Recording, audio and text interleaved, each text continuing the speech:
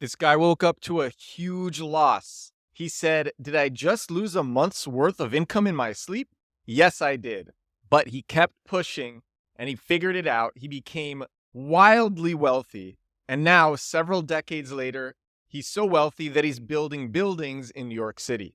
Not just one, plural buildings. This is the story of Val Katayev. I previously shared a thread from Val Katayev about his philosophy on increasing advertising spend during recessions, during economic downturns, because it lets him take the market. That's his philosophy. I shared that. But at the very least, he does not stop marketing during financial downturns. He does not stop marketing. The biggest takeaway from that thread, which I shared several episodes ago, was if times get tough, keep marketing. It's actually one of the best times to keep marketing because it allows you to take the market because your competitors dip out. Your market share and gravitas goes way up. By the time they've come back, you've taken the market and you have so much top of mind awareness. That was episode, oh my gosh, this is episode 400.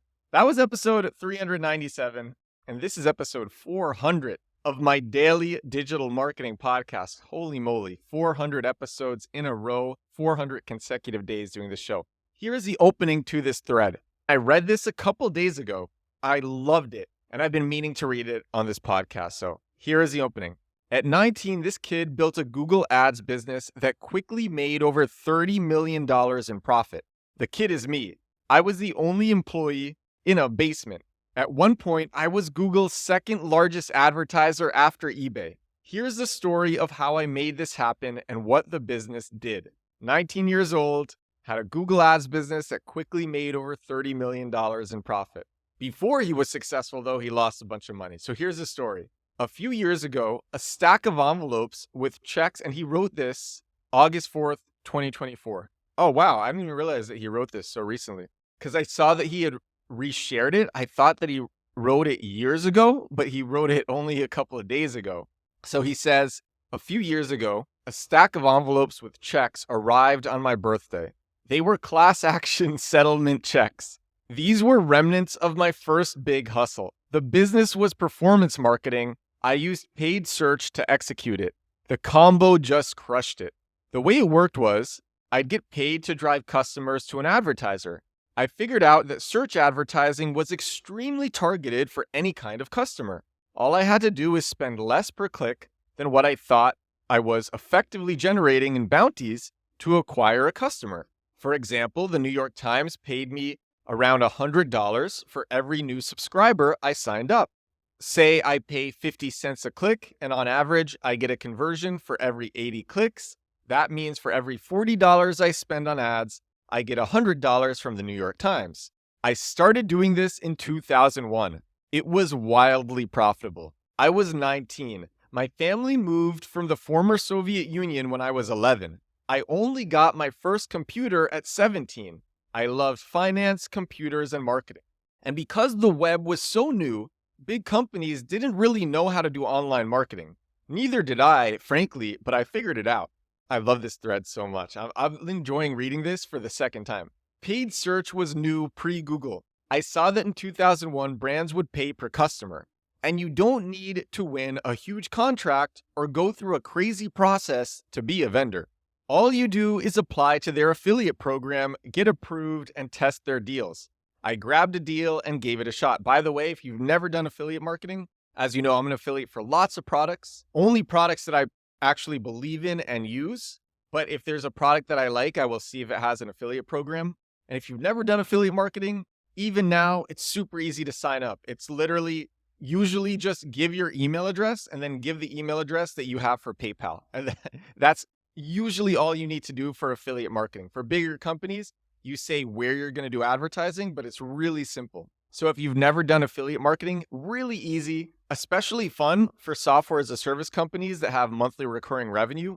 And if you're making content about the products that you use, see if they have affiliate programs because it's very easy to sign up, still is very easy. So Val Katayev, 19 years old, he's trying his hand at affiliate marketing. He says, the first deal was driving customers to a marketplace called Half, later acquired by eBay. Half has a crazy story. I made a video about Half's story. they gambled a huge amount on this like crazy marketing stunt, and it was so successful that eBay acquired them. Basically, they convinced a town to name themselves half.com for a day. They got all this press, and it was so successful that eBay acquired them. So Half sold used DVDs, college textbooks, CDs, and video games. Val Katayev said, I opened a GoTo account. GoTo later became Yahoo Paid Search and started to drive traffic to Half. There were no budget caps back then. I set up the campaigns, turned them on, and went to sleep. All right, no budget caps, and here's what happens. He goes, I set up the campaigns, I turned them on, and I went to sleep. I woke up to a $5,000 loss. Did I just lose a month's worth of income in my sleep? Yes, you did, Val. I spent $6,000 on ads to generate $1,000 of revenue. Ouch. A loss, but my gut told me there is something there. I researched each and every keyword. I separated them by categories and landing pages that they had. I deep linked what I could. I optimized the bids. I boosted the winners. I dropped the losers, and then it became profitable. Pretty soon, it started to make $1,000 a day. Once it worked for Half, I tried more products. Specifically, 800 different advertisers. Yes, I launched 800 other brands and products on search. This guy goes so hard, I love this. Most of these deals could be found on affiliate networks such as Commission Junction, Azoogle Ads, RIP, and others. Having just a few networks saved me a lot of time because they tracked everything, collected the earnings, and paid me. I didn't know it at the time, but at one point I reached a negative cash conversion cycle. To win my business, networks started to pay me around net 3, net 7 terms. I only had to pay for the ads on net 30, so I'd get paid before the ads had to get paid for. My cash flow statement was beautiful. Plus, their account managers started to sling all the best deals to me because they knew I was one reliable beast. I'd make them look good to their new advertisers. And it worked across pretty much every category. Subscriptions, lead gen, e-commerce. It was a small world back then, but there were no limits. The best deals were the ones where the advertiser had a great lifetime value and they're willing to front load it to me. One of my bigger advertisers was Rhapsody Music. I love the idea of streaming unlimited music legally. Believe it or not, it was unheard of back then. So I'd bid on millions of keywords, every song, every artist. The long tail was long. I worked insane hours, going to sleep when I saw the sunrise and heard the birds singing. Automating processes and using bulk tools was key. I just kept testing hundreds of offers to find the best ones. Many didn't work at first, but had potential. So I'd email the advertiser directly and negotiate a better deal. One of the big secrets to this business and all of my other businesses, I don't waste time on perfecting something for a launch. Launch and see the data, then optimize for success. If it fails miserably, it's much easier to take the loss and move on. This worked for me. It's great advice. A lot of people will say, just launch, get it out there, and then work on it, then improve it once it's out. Just launch and then work feverishly once it's out. This is especially common in the software world, but it can be done with lots of other businesses. Val Katayev continues, then came Google. Things only got bigger. At one point, a Google employee told me I was their second largest client after eBay. I could never verify it, but it was early and it made sense. It was so early at Google that my representative's email address was mike@google.com. The numbers were insane. Just on Google, I drove 107 million clicks to my advertisers. These are not random clicks. They are high-intent clicks from people looking for things that I was advertising. The volume got so big, advertisers would find me and beg to give them a shot with massive incentives to boot. Those special rates allowed me to outbid anyone. In fact, I'd negotiate non-competes and non-circumvent terms where the brand couldn't compete with me on search. This while they paid me 3 times or 4 times base rate. Paying me 4 times was still more effective than paying their big shot brand agency. The secret nobody knew is that I was a one-man show. Very few knew about paid search back then, so I stayed under the radar. I never went to one trade show. I'd win industry awards but wouldn't go to the events to collect them. They'd ship the trophies to me. Exposure scared me. My reps would tell me that I'm doing as much volume as a performance marketing agency that had maybe 100 employees out of South Africa. My first year's profit was around 1.5 million. That was a lot of dough for a 19-year-old immigrant in 2001. My parents couldn't even afford to buy me a PC until I was 17. Yeah, if you did the math, that's just 2 years before.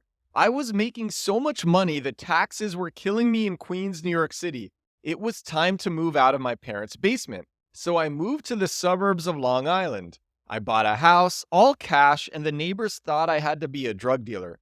You're thinking he bought a mansion. No, it was a relatively modest suburban home.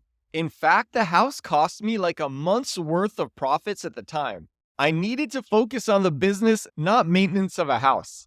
But the profit only kept going higher and higher. Every year, I thought there is no way I'd beat last year's number, but it would just grow. I didn't even track it, just kept pushing hard, not realizing how far the profit was intra-year. It's like that inspiration scene from Facing the Giants. I had blinders on and kept crawling away. I had no finance department or employees. The money didn't matter, it was the game, and I walked away with a $30 million prize. Why did I walk? Because I had a choice to make, commit or walk. Committing meant hiring employees, offices, all while margins were sliding as paid search was becoming the biggest category of digital advertising. Google would be my biggest supplier by far, and they'd control my business. Plus, I tested a new formula that worked. So I put search on cruise control and went after a new opportunity. It would become my second company. This time, the first year's profit was over $10 million. And that's the story. Killed it with his first company, killed it with his second company. Then I saw that he had posted a question about a place in New York City that was next to me. And I commented on that. I said, I was born and raised in Carroll Gardens. I go to events at the place that you mentioned. But the most fun that I have in New York City is normally in Manhattan or Dumbo, sometimes in Williamsburg. And he goes, thanks for the breakdown. We just finished a building in Carroll Gardens last year and started one in Williamsburg this year. And Williamsburg, crazy expensive. This guy is a killer. I love this story. I love stories of people who win, people who keep going, people who push, people who focus. This guy did all of that. He went hard, and I know what it's like to go as hard as he was going. I was doing that literally today. I've been doing SEO all day today. It's 7:35 p.m. I'm recording my podcast only now. I'll make a video after this. Last night, I finished my daily video at 1:30 a.m. I can't believe the people who are watching my daily TikToks and Instagram Reels, they like them. And I look at these names, I'm like, wow, I know these people. This is crazy. But it's just crazy focus, going into monk mode. And I love this story so much. There's so many lessons. There's too many lessons in here. If you want to read this thread yourself, I'll have the link in the description for this podcast. But I really like this story, and I'm grateful to be able to share with you. I hope you like it too. This is episode 400 of my daily digital marketing show. Do this thing. How many days a week do I do it? 7 days a week, every day for you. And I love to do it. I do it for myself too. Thank you so much for watching. Thank you so much for listening. Hope you learned some stuff from this episode. I certainly did. I learned a lot. I will talk to you again tomorrow. Bye now.